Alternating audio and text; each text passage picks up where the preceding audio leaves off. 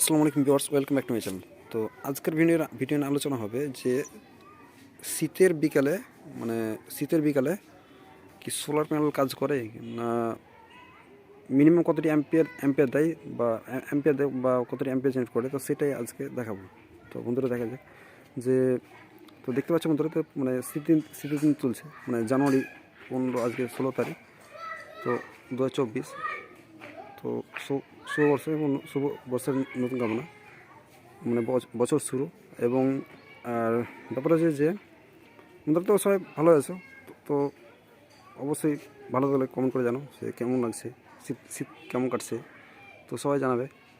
তো সেটাই দেখবো যে মানে আজকে, তো বন্ধুরা দেখতে পাচ্ছ আমি যে চারিদিকে দেখতে দিচ্ছি যে এখানে সূর্যের কোনো মানে হচ্ছে অস্তিত্ব দেখতে পাওয়া যাচ্ছে না, মানে প্রায় মেঘলা মেঘলা হয়ে আছে, আর মানে দিন প্রায় বেলা গড়ে যাচ্ছে এবং অ্যাম্পিয়ার প্রায় দেখতে পাওয়া যাচ্ছে না। আর আরেকটা কারণ দেখবো যে মানে বিকেলে কীরকম অ্যাম্পিয়ার জেনারেট করে বা কতটা ম্যাক্সিমাম ভোল্টেজ দেয় 24 ভোল্ট সোলার সিস্টেমে, তো সেটা আজকে দেখাবো। তো ভিডিওটা স্কিপ না করে পুরো ভিডিওটি যদি অবশ্যই ভালো লাগে তো লাইক করবে এবং কমেন্ট করবে এবং পাশে বেল আইকন প্রেস করবেন নতুন ভিডিও আপলোড পাওয়ার জন্য। তো বন্ধুরা চলে এসেছে এবং এখানে যে আমার কাছে রয়েছে, যে এখানে যে আমার কাছে সোলার প্যানেল রয়েছে, সে রয়েছে 24 ভোল্ট সিস্টেম, মানে 24 ভোল্ট সিস্টেমে 700 ওয়াটের, সেটা 700 ওয়াটের। তো দেখতে পাচ্ছ বন্ধুরা এখানে রয়েছে।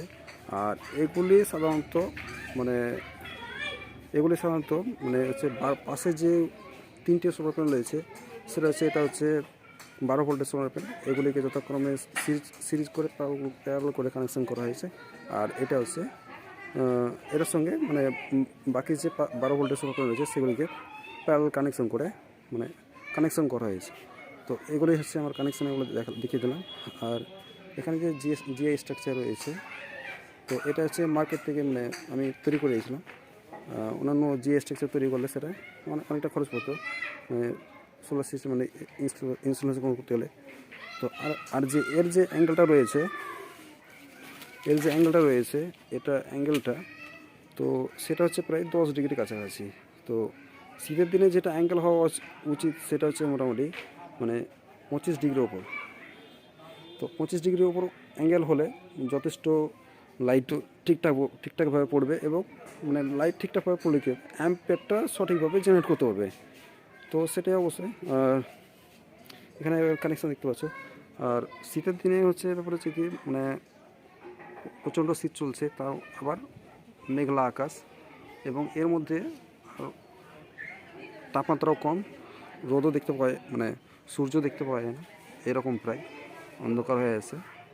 তো তার জন্য মানে এই কারণে, তো সেটাই সে মানে ব্যাটারি ফুললি চার্জ করতে পারে না।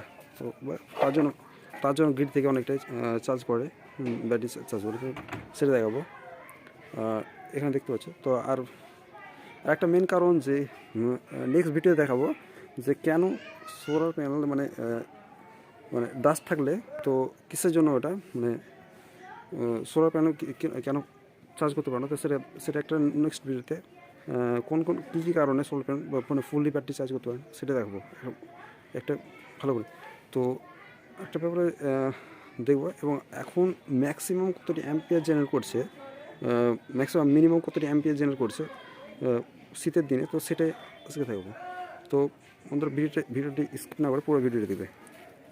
অবশ্যই যদি ভিডিওটি ভালো লাগে তো লাইক করবে, এবং আর কোনো কিছু জানা থাকলে অবশ্যই কমেন্ট করবে। তো এখানে রয়েছে আমার কাছে এই যে সোলার রয়েছে, তো সেগুলি এখানে তার রয়েছে, এগুলি কানেকশান মানে প্যারালাল কানেকশান করে দিয়েছি। আর এখানে যে আমার আছে, আর তো অনেকটা ডাস্ট জমে আছে, ধুলো আছে। তো এটার একটা কারণ, বড় একটা কারণ যে সমস্যা যে বলা যায় যে মানে ধুলো কারণে, মানে বাইরের দিকে হচ্ছে রাস্তার ধার, তো বন্ধু দেখতে পাচ্ছে পাশের রাস্তায় আছে, ও রাস্তা থেকে ধুলো জমতে সাহায্য করছে।